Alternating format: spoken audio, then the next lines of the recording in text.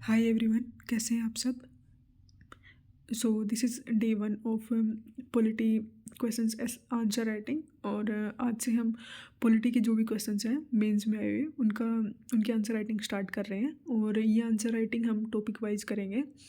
Means syllabus में जो topics दे रखे हैं हम उन टॉपिक्स को उठाएंगे और ईच टॉपिक से रिलेटेड जितने भी क्वेश्चंस मेंस में पूछे गए हैं उनको हम डिस्कस करेंगे।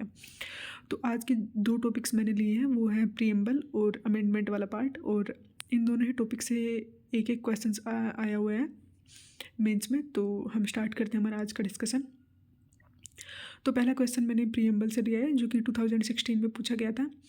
क्वेश्चन है कि डिस्कस कीजिए each adjective attached to the word republic in the preamble are they defendable in the present circumstances. तो इस क्वेश्चन के दो पार्ट्स हैं।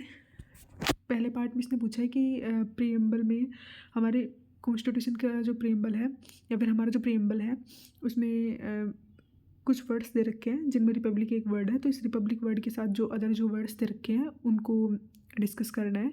और दूसरा क्वेश्चन ये है कि क्या ये जो वर्ड्स हैं ये डिफेंडेबल है प्रेजेंट सर्कमस्टांसेस में। तो हमें इन दोनों क्वेश्चंस का आंसर करना है। तो हम स्टार्ट करते हैं। इंट्रो में मैंने प्रीएम्बल के बारे में लिखा है कि प्रीएम्बल जो है हमारे इंडियन कॉन्स्टिट्यूशन का वो बेस्ड है ऑब्जेक्टिव रिजोल्यूशन पे। और इसको हम इंट्रोडक्शन या फिर प्रीफेस भी बोलते हैं कॉन्स्टिट्यूशन का। फिर मैंने बताया कि प्रीएम्बल में कौन कौन से कीवर्ड्स हैं और उनकी क्या रिलेवेंस है। बेसिकली मैंने डिफेंडेबल वर्ड की जगह रिलेवेंस वर्ड का यूज़ किया। आप चाहो तो आप डिफेंडेबल वर्ड का भी यूज़ कर सकते हो। पहला वर्ड है सोवरेन। तो सोवरेन वर्ड का मतलब है कि इंडिया ना तो डिपेंडेंसी है किसी अदर नेशन की और ना ही डोमिनियन है, बल्कि एक इंडिपेंडेंट स्टेट है। अब ये चीज़ कहाँ तक रिलेवेंट है आज के टाइम में। तो इंडिया इंडिपेंडेंटली कंडक्ट करता है फॉरेन पॉलिसीज़ को, लेकिन कुछ इंटरनेशनल इंस्टीट्यूशंस हैं जो कि इन्फ्लुएंस करते हैं डोमेस्टिक पॉलिसीज़ को। तो बेसिकली मैंने सबसे पहले इस वर्ड को डिफाइन किया है और फिर मैंने इसकी रिलेवेंस में जो उस वर्ड के रिगार्डिंग जो पॉजिटिव चीज़ें हैं और जो नेगेटिव चीज़ें हैं दोनों बताई हैं कि कितनी उसकी रिलेवेंस है आज के टाइम पे। दूसरा वर्ड है सोशलिस्ट। सोशलिस्ट का मतलब है कि आप कमिटेड हो सोशल और इकोनॉमिक जस्टिस को लेके और इनइक्वालिटी रिड्यूस करना चाहते हो। जो इंडियन सोशलिज्म है वो ब्लेंड है मार्क्स और गांधीयन दोनों का ब्लेंड है। अब जो सोशलिस्ट वर्ड है ये कहाँ तक रिलेवेंट है इंडिया के कंटेक्स्ट में। तो इनइक्वालिटी राइज हो रही है और प्राइवेटाइजेशन भी चैलेंजिंग है, बट कुछ स्कीम्स है जैसे कि एमजी नरेगा और नेशनल फूड सिक्योरिटी एक्ट ये अपहोल्ड करते हैं डिस्ट्रीब्यूटिव जस्टिस को या फिर सोशलिस्ट जो नेचर है उसको अपहोल्ड करते हैं। थर्ड जो वर्ड है वो है सेक्युलर।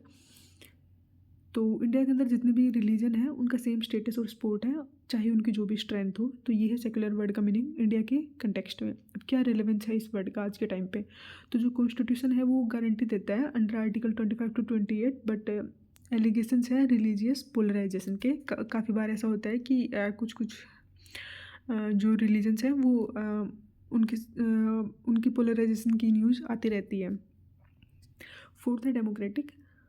डेमोक्रेटिक का मतलब है कि जो गवर्नमेंट है वो इलेक्टेड है by people through universal adult franchise. और इसकी क्या रिलेवेंस है कि इंडिया के अंदर जो इलेक्शंस हैं वो रेगुलरली होते हैं, स्ट्रॉन्ग वोटर पार्टिसिपेशन है, बट कुछ इश्यूज हैं जैसे कि मनी पावर हो गया और मीडिया का इन्फ्लुएंस हो गया। फिफ्थ जो वर्ड जो इसने ऑलरेडी क्वेश्चन में दिया था वो है रिपब्लिक की हेड ऑफ द स्टेट जो होगा वो इलेक्टेड होगा, ना कि हेरिडेटरी मीन्स मोनार्क नहीं होगा वो जैसे कि ब्रिटेन में होता है। अब ये कहाँ तक रिलेवेंट है कि तो इसकी रिलेवेंस ये है कि हमारा जो प्रेसिडेंट है वो इलेक्ट किया जाता है और इक्वलिटी बिफोर लॉ भी इंश्योर होती है। लेकिन काफ़ी बार ये होता है कि ये कंसंट्रेशन ऑफ पावर्स जो है वो इश्यू रेज कर देता है। अब मैंने लास्ट में बताया कि काफ़ी बार ये होता है कि ये जो कीवर्ड्स हैं इनकी प्रैक्टिस फॉल्स आउट कर जाती है, बट प्रीएम्बल जो है वो आइडेंटिटी कार्ड है हमारे कॉन्स्टिट्यूशन का, जैसा कि ए नेपाल के वाला ने बोला। तो इसके साथ मैंने अपने फर्स्ट क्वेश्चन को कंक्लूड किया है। अब हम सेकंड क्वेश्चन पे आते हैं। सेकंड क्वेश्चन है कि जो पार्लियामेंट की पावर है टू अमेंड द कॉन्स्टिट्यूशन वो एक लिमिटेड पावर है और उसको एनलार्ज नहीं किया जा सकता इनटू एब्सोल्यूट पावर। तो in the light of this statement explain करना है आपको ये स्टेटमेंट और ये बताना कि क्या parliament under article 368 of the constitution वो डिस्ट्रॉय कर सकती है basic structure of the constitution bye expanding its amending power. तो बेसिकली ये क्वेश्चन 2019 में पूछा गया था और ये अमेंडमेंट प्रोसेस से रिलेटेड है। और क्वेश्चन में सबसे पहले एक स्टेटमेंट दे रखी है कि जो पार्लियामेंट की पावर है कॉन्स्टिट्यूशन को अमेंड करने के लिए वो एक लिमिटेड पावर है और उसको हम एब्सोल्यूट पावर में एक्सटेंड नहीं कर सकते हैं। और फिर हमें बताना था इस स्टेटमेंट के रिगार्डिंग कि क्या पार्लियामेंट आर्टिकल 368 जो है उसके अंडर जो बेसिक स्ट्रक्चर है कॉन्स्टिट्यूशन का उसको डिस्ट्रॉय कर सकता है और अपनी अमेंडिंग पावर को बढ़ा सकता है, नहीं बढ़ा सकता। तो मैंने स्टार्ट किया आर्टिकल 368 से कि आर्टिकल 368 एम्पावर करता है पार्लियामेंट को टू अमेंड द कॉन्स्टिट्यूशन, लेकिन ये पावर एब्सोल्यूट नहीं है, तो हमने इंट्रो में ही बता दिया। फिर हमने आगे लिखा कि जो सुप्रीम कोर्ट है उसने भी ये बात बोली कि पार्लियामेंट यूज़ नहीं कर सकता अपनी इस अमेंडिंग पावर को to destroy the basic structure of the constitution. अब नेचर क्या है पार्लियामेंट की अमेंडिंग पावर का, तो शंकरी प्रसाद केस जो कि 1951 में हुआ था और सज्जन सिंह केस जो कि 1965 का है, उसमें सुप्रीम कोर्ट ने बात बोली कि पार्लियामेंट की वाइड अमेंडिंग पावर है इवन और फंडामेंटल राइट्स। लेकिन केशवनंदा भारती केस जो कि 1973 में हुआ था उसमें सुप्रीम कोर्ट ने बेसिक स्ट्रक्चर डॉक्ट्रिन के बारे में बताया और ये बोला है कि पार्लियामेंट अमेंड कर सकता है कोई भी पार्ट ऑफ द कॉन्स्टिट्यूशन, लेकिन वो बेसिक स्ट्रक्चर को अल्टर नहीं कर सकता।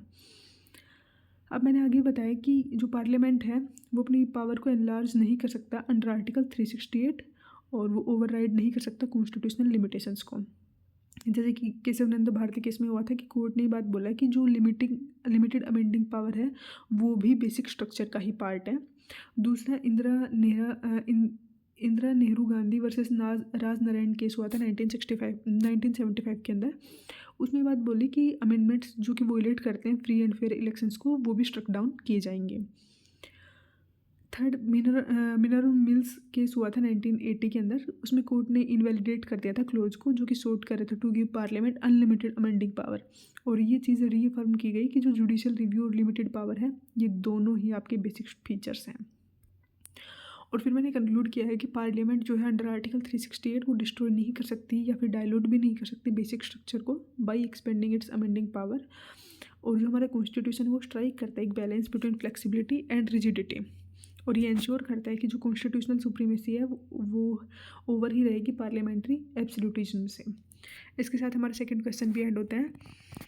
आई होप कि आप सभी को ये सेशन पसंद आया होगा। अगर आप लोगों को कोई भी इनपुट देना है तो आप कमेंट बॉक्स में दे सकते हो, उसको नेक्स्ट वीडियो में डिस्कस कर लेंगे। Thank you so much.